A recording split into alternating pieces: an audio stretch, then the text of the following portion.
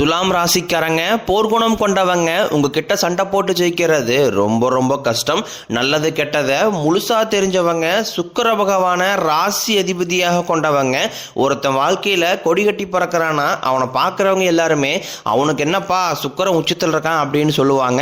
என்னதான் சுக்கிரன் நீங்க ராசி அதிபதியாக கொண்டிருந்தாலும் எதுக்குங்க இவ்வளோ கஷ்டம்? குறிப்பாக பணத்தில் அதிகமாக நெருக்கடியை சந்திக்கிறது யாருன்னு பார்த்தீங்கன்னா அதற்கு நீங்க தான். அதற்கு காரணம் உங்களுடைய குணங்கள் மட்டும்தான்.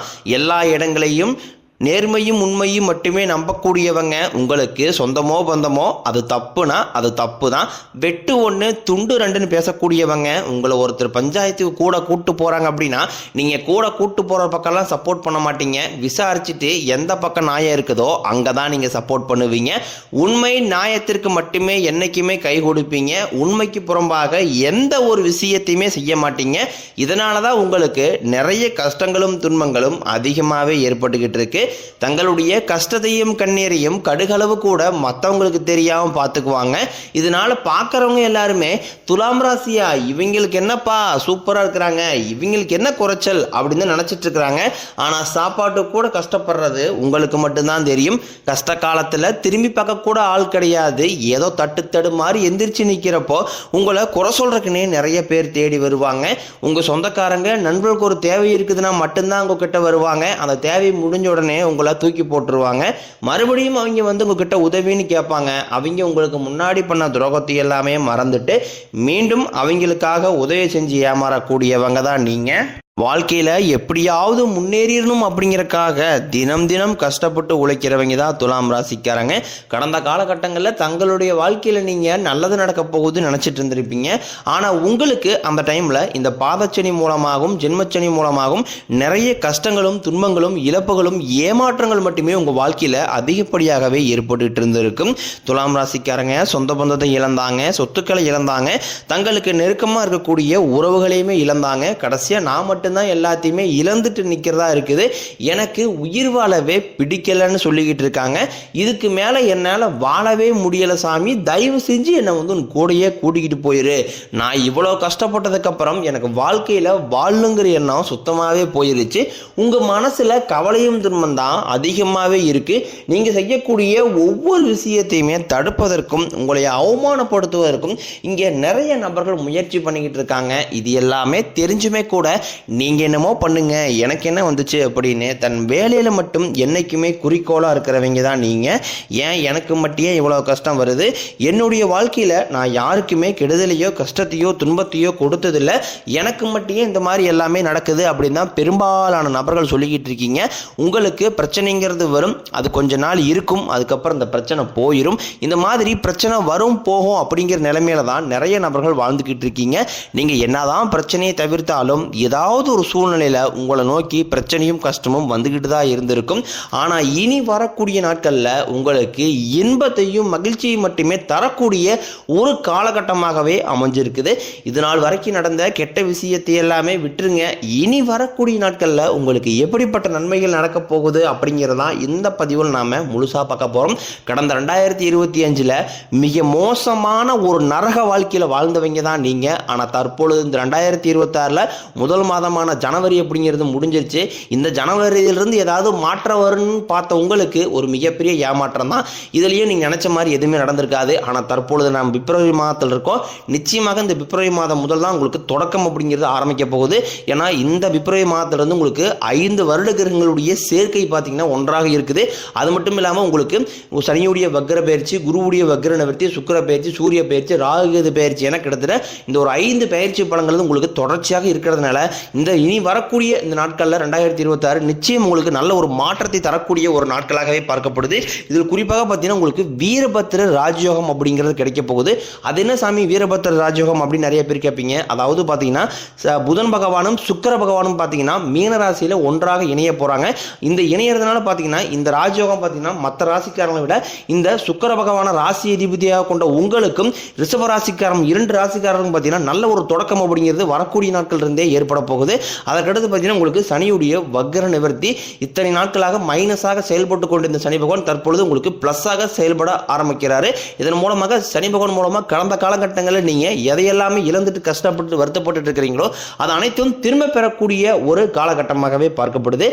அடுத்ததாக பார்த்தீங்கன்னா குருவுடைய வக்ர நிவர்த்தி. இத்தனை நாட்களாக 8ஆம் இடத்திலிருந்து செயல்பட்டு கொண்டிருந்த குரு பகவான் தற்பொழுது 3ஆம் இடமான லக்னஸ்தானத்தை நோக்கி வரார். இதன் மூலமாக இத்தனை நாட்களாக கிடைக்காம இருந்த குரு பயிற்சி பலன்கள் தற்பொழுது உங்களுக்கு முழுமையாக கிடைக்க போகுது. இதன் மூலமாக பொருளாதார ரீதியாக ஒரு மிகப்பெரிய முன்னேற்றம் தாக்கம் அப்படிங்கிறது விரைவில் உங்களுக்கு ஏற்பட போகுது. அடுத்ததாக பார்த்தீங்கன்னா ராகுகேது பயிற்சி. ஐயோ, ராகுகேது பயிற்சியா? நாங்களே போன வருடத்தில் ஏற்பட்ட ராகுகேது பயிற்சியிலிருந்தே இன்னும் நாங்கள் மீண்டு வர முடியாமல் இருக்க சாமி, மறுபடியும் ஒரு ராகுகேது பயிற்சியா?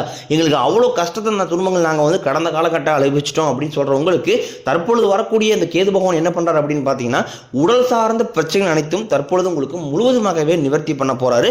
ஏன்னா அடிக்கடி குழந்தைக்கு உடம்பு செல்லாம் போறது, அப்பா அம்மா உடம்பு செல்லாம் போறது, பெரியவங்களுக்கு உடம்பு செல்லாம் போறது, என்ன நோயினே தெரியாது ஹாஸ்பிட்டல் போவீங்க 2000 3000 செலவாயிட்டு இருந்திருக்கும். இந்த மாதிரி இருக்கக்கூடிய அனைத்தும் தற்பொழுது உங்களுக்கு கேது பகவான் முழுவதுமாகவே நிவர்த்தி பண்ண போறார். கடந்த காலகட்டங்களில் நல்ல ஒரு வேலைங்கிறது கிடைச்சிருக்காது. ஏதோ ஒரு கிடைக்கிற வேலைக்கு ஒரு 10,000 சம்பளத்துக்கோ 5,000 சம்பளத்துக்கோ பிடிக்காத ஒரு வேலையை குடும்ப கஷ்டத்துக்காக வேற வழியே இல்லாமல் செஞ்சுக்கிட்டு இருந்திருப்பீங்க. ஆனால் நீங்கள் படித்த படிப்பெல்லாம் பார்த்தீங்கன்னா பிஏ முடிச்சிருப்பீங்க, பிகாம் முடிச்சிருப்பீங்க, எம்பிஏ முடிச்சிருப்பீங்க. முடிச்சிருந்து என்ன சாமி பண்ணுறது, நாங்களே ஏதோ கிடைக்கிற வேலைக்கு போய் ஓட்டிக்கிட்டு இருக்கோம் அப்படின்னு தான் நிறைய நபர் சொல்கிறவங்களுக்கு நீங்கள் வரக்கூடிய நாட்களில் நீங்கள் ரொம்ப நாட்களாக ஒரு அரசாங்க வேலைக்கு ட்ரை பண்ணிட்டு இருப்பீங்க. இனி அந்த அரசாங்க வேலை அப்படிங்கிறது உங்களுக்கு நிச்சயமாக கிடைக்க போகுது. நீங்கள் ஒரு ப்ரைவேட் ஜாப் ட்ரை பண்ணாலும் சரி, இல்லை ஒரு ஐடி ஜாப்போ பேங்க் செக்டாரோ நீங்கள் எங்கே வேலைக்கு ட்ரை பண்ணாலும் அந்த ஜாப் அப்படிங்கிறது உங்களுக்கு நிச்சயமாக கிடைக்க போகுது.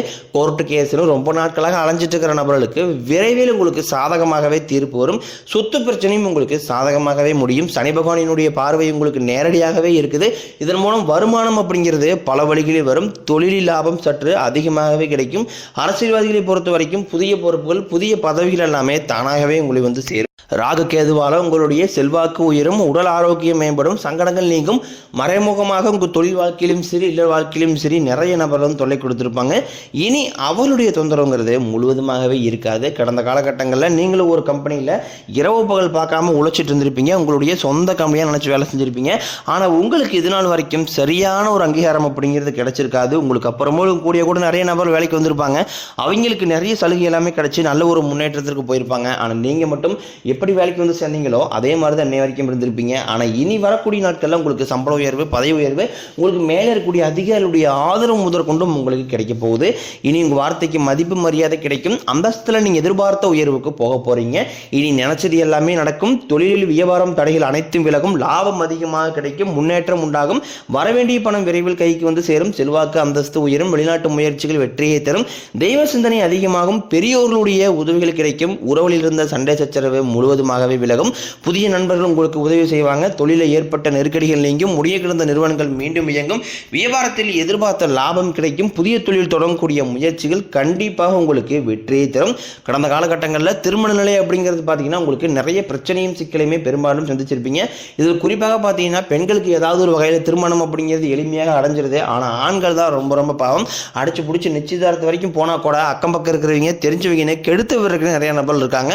அது மட்டும் இல்லாமல் ஜாதகத்திலையும் பார்த்தீங்கன்னா சுத்த ஜாதகம், ராகுகேது ஜாதகம், செவ்வாய் ஜாதகம் இருக்கிறதுனால திருமண தடை அப்படிங்கிறது அதிகமாகவே ஏற்பட்டுக்கிட்டு இருக்கு. ஆனால் தற்பொழுது அனைத்தும் நிவர்த்தியாகி வரக்கூடிய முதல் 6 மாதங்களுக்குள்ளே நீங்கள் திருமண வாழ்க்கைக்குள்ளே அடி எடுத்து வைக்க போறீங்க.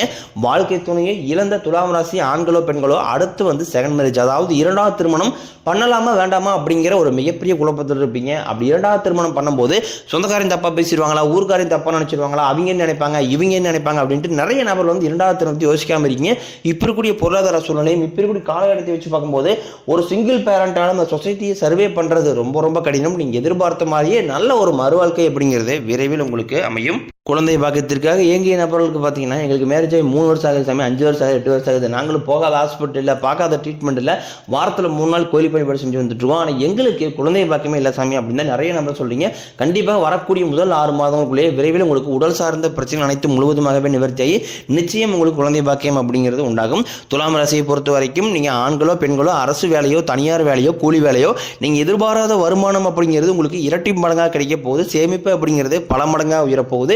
இதன் மூலமாக கடந்த காலகட்டங்களில் ஏற்பட்ட கடன் பிரச்சனை அனைத்தும் வரக்கூடிய நாட்களில் முழுவதுமாகவே நிவர்த்தியாக போகுது. உங்களுடைய வளர்ச்சியை கண்டு உறவுகளிடையே நிறைய சிக்கலும் பிரச்சனைகளும் வரக்கூடிய வாய்ப்பு அதிகமாகவே உள்ளது.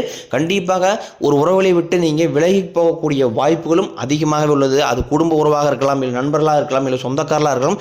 ஏதாவது ஒரு வளர்ச்சியை கண்டு ஏதாவது ஒரு விஷயத்தால் அவர்கள் மூலமாக ஒரு முரண் ஏற்பட்டு நிச்சயம் அவர்களை விட்டு நீங்கள் பிரியக்கூடிய வாய்ப்பு ஏற்படும் பட்சத்தில் உடனடியாக அவர்களை விட்டு பிரிந்து போகிறது உங்களுக்கு ரொம்ப ரொம்ப நல்லது. இல்லாத பட்சத்தில் நிறைய பிரச்சனையும் சிக்கலும் நீங்கள் சந்திக்கக்கூடிய வாய்ப்பும் நேரிடலாம்.